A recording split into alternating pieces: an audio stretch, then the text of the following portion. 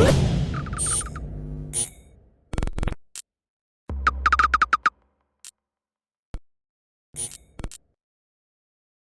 is Andi Purewal for Boxing Social in association with Betfred, and I'm delighted to be joined by welterweight talent Conor Benn over Zoom. Conor, I know you're on holiday now. I didn't know that originally, so we'll try and keep this short and sweet. Firstly, congratulations on the win this past week against Adrian Granados. Unanimous decision. Just firstly, just take me back to reflect on your performance and the fight. I mean, it was an odd one because he came and he was on his bike the whole time. So I don't understand if there was a counter puncher in there. They'd give me the opportunity to counter or find openings, but he was running. It was so bad. I mean, I get a difference between boxing and moving and running, and I don't think he knows the difference. So it's very frustrating. But listen, we move, we keep it moving, we roll the punches, and I done what needed to be done.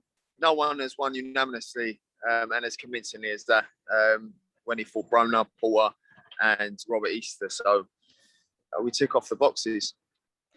Conor, it was a frustrating frustrating night for you because of Granados' role in that fight.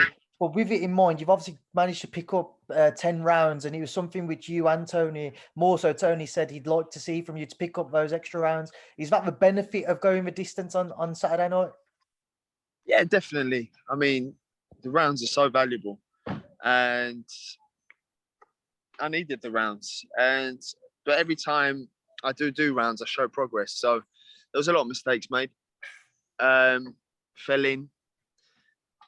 I did try to cut the ring off, but he was just running so bad, or he weren't engaging. So he would flick a jab out, and because he's flicking it out of range, how can I counter that?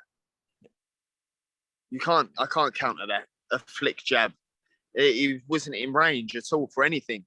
So, and I didn't want to rush my work. I didn't want to go running in and look silly. So, but when we did let our hands go, I let my hands go. And, I showed my frustration in the 10th round because I was like, mate, like the public are here to see us have a good fight.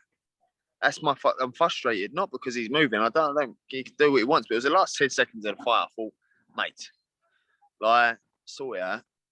That's something I wanted to touch on. Kind of in the last 30 seconds, Granados they seemed to be dancing a little bit, moving behind the ref, and he seemed like he was egging you on, and then he was moving backwards, and then what I'm saying is you both stood there stupid. trying to. Well, it's stupid because there was nothing to it. What was he doing? What are you actually doing? Like, you make yourself look silly, mate. Like, and that was my frustration. Is I didn't come here to have an easy 10 rounds, which is what it was. I didn't come here to have easy rounds. And, I knew I was winning convincingly, but, you want a winning style. I'm not about these boring fights, man. Well, it weren't boring because even when I'm fighting, it's not a boring fight, even if it does go to 10. But just not what I expected. But, there's things to work on. I mean, he kept dodging the right hands. Lovely. I can't fault him for that. I hit him hard in the first, second, and third round, and he was on his bike the whole time from then.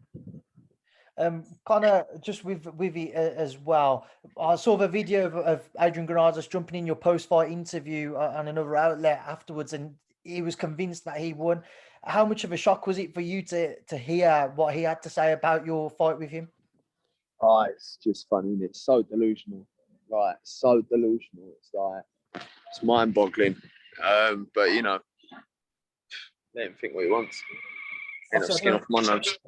I don't keep too long. I just want to touch on what's next. Spoke to Tony. Tony mentioned Eddie's in talks with Adrien Broner. He's mentioned Robert Guerrero, Victor Ortiz. But just on the Broner fight, how exciting of a prospect is that for you to face somebody like Adrien Broner if a deal could be agreed? World division champion. I mean, that'd be some fight. I'd love to share the ring with Adrien Broner. You've got Abel Ramos, Josecito Lopez, Algieri, you got Guerrero, Ortiz. There's so many names. I'll fight any of them. So, that's that. I'll fight any of them. But I'd love the Broner fight. I'd go stateside to fight any of them as well. So that don't bother me at all. But Andi, my food's arrived, mate. So I'm gonna love and leave you. I'm going to ask a final one, Conor, before I let you go. The final one. If you did face Adrien Broner, how big of a fight do you think that would be? Would that be something which you think with Matchroom could headline a show in Vegas? I could do that, or sell out O2 Arena. I'd love to bring this fight back home. That's for sure. So either one of them works. But it would definitely be a massive show. All right, Conor, I appreciate giving up some time whilst you're away. Enjoy your time off, and thanks for speaking to Boxing Social. God bless, mate.